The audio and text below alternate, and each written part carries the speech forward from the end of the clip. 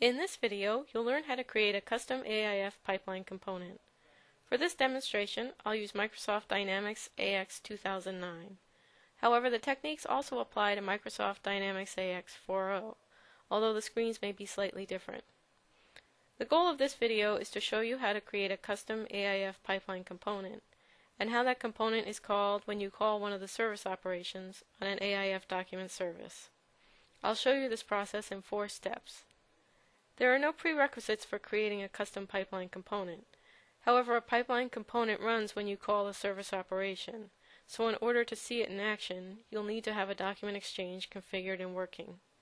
For more information about configuring AIF, see the Server and Database Administration Guide. The link to this documentation is provided at the end of this video. First, a little background information about pipeline components. A pipeline component is code that runs before data is received by AIF, or before data is sent from AIF. The pipeline component intercepts the message and has access to the message data. At that point, you can perform any task.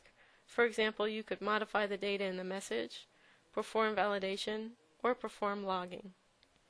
AIF provides the framework for you to create your own pipeline components in X++, or you can use one of the 2 types of pipeline components that ship with Microsoft Dynamics AX. The value substitution component is used to substitute values in the inbound or outbound message. For example, if the external system you are communicating with has product part numbers that are formatted differently than part numbers that are in your installation of Dynamics AX, you could use the value substitution component to change the part number in a particular message. The XML transformation component allows you to import an XSLT file and perform data transformations on your message. If the pipeline components that ship with Microsoft Dynamics AX don't meet your requirements, you can create your own, which is what we'll do now.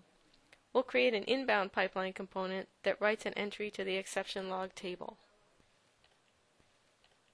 The first step is to create the pipeline component in the AOT. To do this, open the AOT, expand the Classes node, right-click, and select New Class. We'll rename this class Custom Pipeline Component.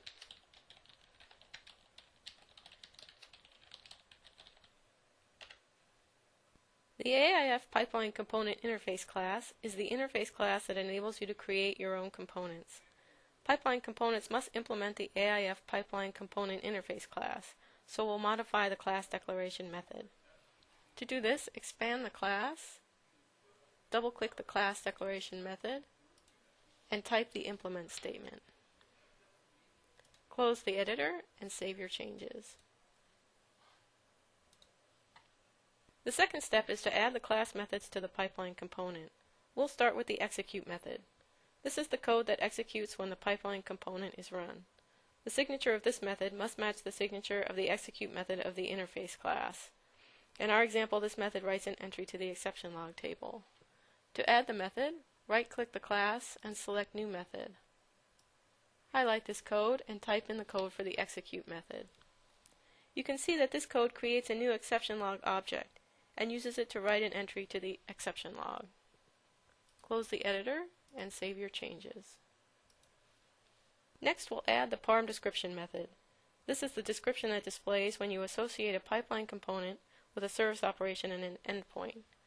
To add the method, right-click the class and select New Method. Type the parm description method code. The parm description method uses a label that contains the description text. I already have a label defined for this, but when you implement your own pipeline component, you'll need to add a label for the description. Close the editor and save your changes. Finally, we'll add the parm config menu item name method. This method enables you to call a form if your component requires any additional configuration. In our example, we don't need the user to perform any additional configuration, so we'll return an empty string. If the parm config menu item name method returns a value, then the configure button will be enabled on the pipeline components form, as we'll see when we implement our component. To add the method, right-click the class and select New Method. Highlight the code and type in the code for this method. If you want to call a form from this method, you would enter code in here that returns a menu item associated with a form. You can look at the pipeline components that ship with Microsoft Dynamics AX To see an example of how this works, close the code editor and save your changes. On to step 3. Now that we have coded the pipeline component, it's time to implement it. I'll set up the component that we just created so that it's called whenever the read method is called on the sales order service. To do this, open the endpoints form. Select an endpoint. In this case, I'll use the default endpoint. Click Action Policies. Select the sales order service read method. If the inbound pipeline and outbound pipeline buttons are disabled, clear the Is Default Policy checkbox to enable them. This means that you are not using the default data policy, so be sure to modify the endpoint data policy to select the fields you want returned. Click Inbound Pipeline. We selected Inbound Pipeline because we want the pipeline component to run when the inbound read request is received by AIF. Add a new record. Click to select a class. Dynamics AX will scan for any pipeline component classes. Any classes that implement the AIF pipeline component interface will display in this list. Select the Custom Pipeline Component class. As we discussed earlier, if we had code that returned a value in our parm config menu item name method, the configure button would now be enabled. Now for the default endpoint, when the read method is called on the sales order service, the pipeline component's execute method will be called. Now you can close these forms.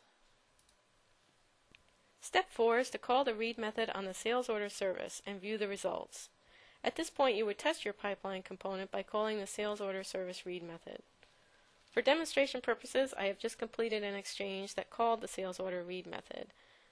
Because our pipeline component writes to the exception log, we'll look at the exceptions to see the results. To do this, open the exceptions form. In the exceptions form, we can see that the pipeline component ran because here is the entry it recorded.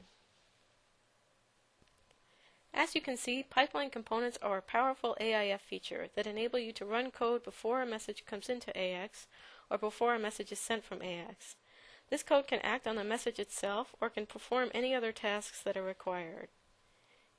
Here are some documentation links where you can find additional information about AIF.